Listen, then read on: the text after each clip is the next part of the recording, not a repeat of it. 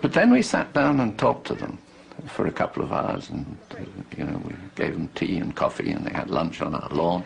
Sorry, there's another coffee coming. There's no... Who wanted... sorry about the soya, anyway. I've not put down yet.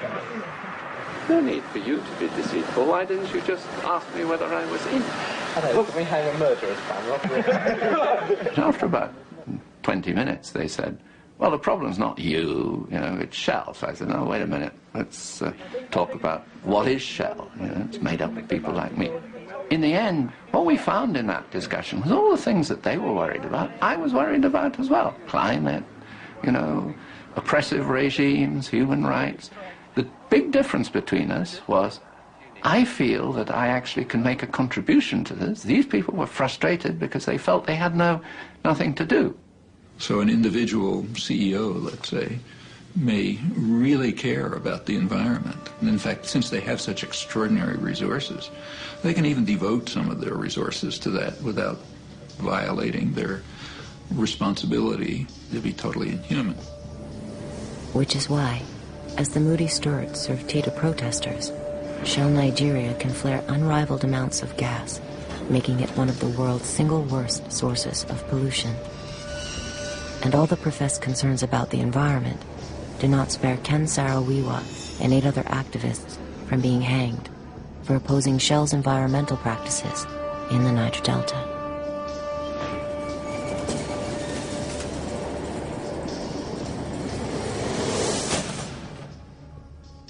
A corporation is not a person, it doesn't think. People in it think.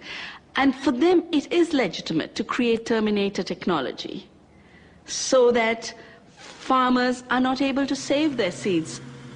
Seeds that will destroy themselves through a suicide gene. Seeds that are designed to only produce crop in one season. You really need to have a brutal mind. It's a war against evolution to even think in those terms. But quite clearly, profits are so much higher in their minds. The profit motive, which drove Futsi to accomplish so much, may bring out the evil as well as the good.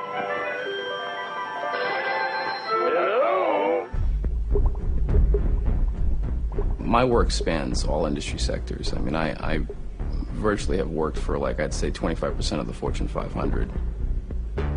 I've posed as an investment banker. I've posed as a venture capitalist. I set up front companies that are executive recruiting firms. Essentially, I'm a spy. I'll locate your employees, and I will tell them that I'm calling from Acme Recruiting Agency and that I've got a job that pays them considerably more than what they're paying. Would they mind meeting me for an interview? And when the executive shows up, what he doesn't realize is I'm actually debriefing him on behalf of a competitor, and that there is no job, and that the office that he's at has been rented, and the picture on my desk of my family is a phony, and it's all just a big elaborate ruse to glean competitive information from him. I don't feel any guilt. It's, you know what, I mean, you have to expect that guys like me are out there. We're predators.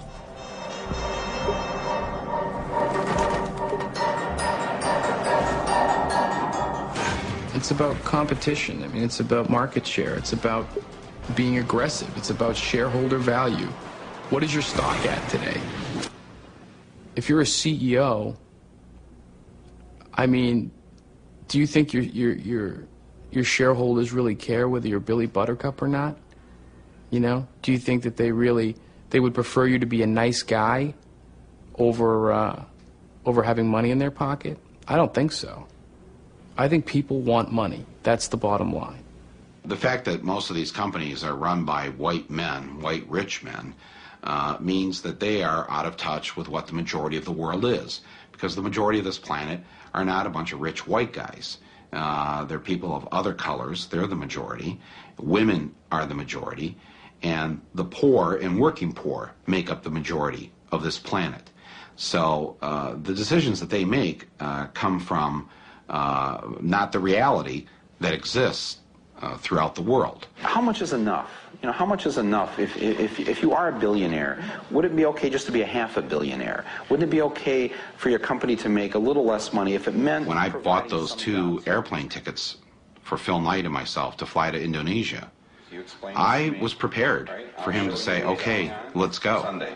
Oh, no, not a chance. Huh? Not a chance. No? No, but... They're transferable. I can change it to another day. No. And call me on it, call my bluff. And he's a smart guy. I mean, he's not stupid. And so I thought, okay, get ready for this, especially because, you know, I bought first-class tickets, so, you know, it would be a comfortable ride at least, you know. And of course, he tells me then on camera, I've never been to Indonesia. I'm like taken aback by this. I can't believe that the guy who's the head of the company has never walked through his own factories. Oh, you've got to go. No, I can't go between now and the rest of this year. When we were done filming, he calls me up a couple weeks later, and he goes, I may have a chance to go there with you to the factories. I'm going to the Australian Open to watch some tennis. And, you know, maybe I can get up there, or at least you can go there. Would you like to go to the Australian Open? For 21 years, I never gave a thought to what we were taking from the earth or doing to the earth in the making of our products.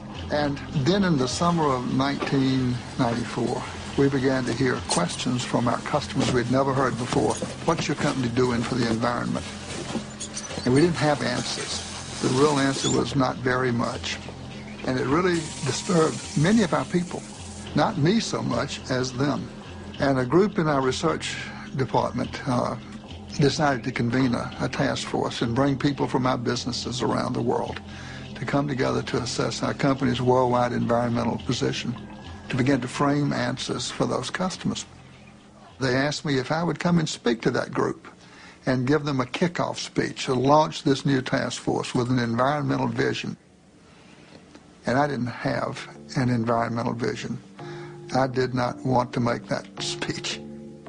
And at sort of the propitious moment, this book landed on my desk. It was Paul Hawkins' book, The Ecology of Commerce. And I began to read The Ecology of Commerce, really desperate for inspiration. And very quickly into that book, I found the phrase, the death of birth. It was E.O. Wilson's expression for species extinction, the death of birth, and it was a point of a spear into my chest. And I read on, and the spear went deeper, and it became an epiphanal experience, a total change of mindset for myself, and a change of paradigm. Can any product be made sustainably? Well, not any and every product. Can you make landmines sustainably? Well, I don't think so. There's a more fundamental question than that about landmines. Some products ought not be made at all. Unless we can make carpets sustainably, you know, perhaps we don't have a place in a sustainable world, but neither does anybody else making products unsustainably. One day, early in this journey, it dawned on me that the way I've been running Interface is the way of the plunderer. Plundering something that's not mine, something that belongs to every creature on earth.